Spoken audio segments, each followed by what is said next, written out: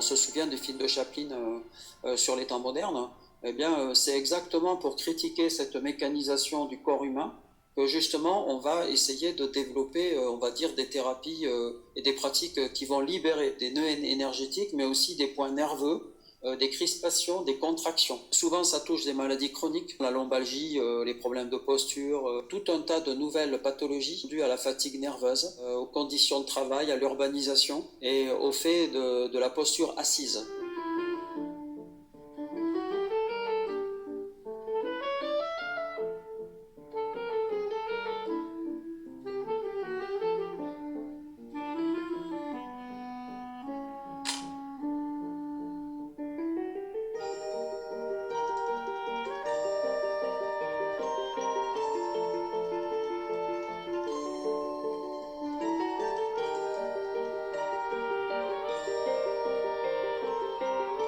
Pilate va avoir un point commun avec le yoga, c'est qu'il va toujours penser que le travail du corps, c'est aussi le travail de l'esprit.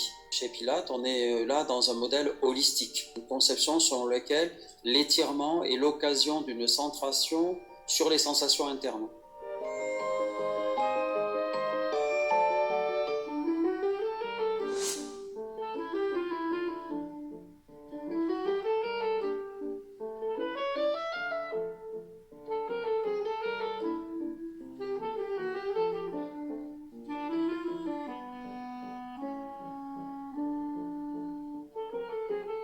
L'idée là, c'est d'utiliser plutôt ces fameuses machines à ressort qui permettent d'étirer extrêmement lentement le corps, non pas pour le forcer, mais pour essayer justement d'allonger les muscles et de faire respirer ces muscles.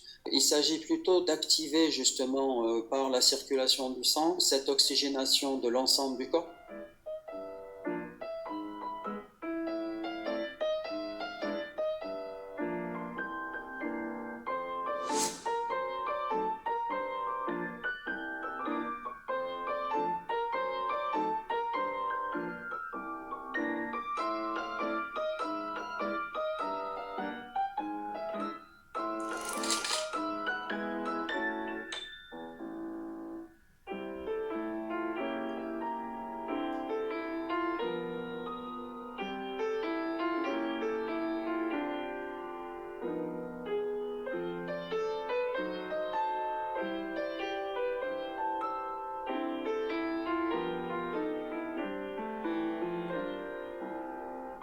Il va s'intéresser à un problème central de l'exercice corporel qui est l'usure du corps. Et les danseurs rencontrent ce problème-là. Ils ont spécialisé leur corps toujours de la même façon. Et l'idée, c'est d'essayer de compenser, de rééquilibrer l'énergie.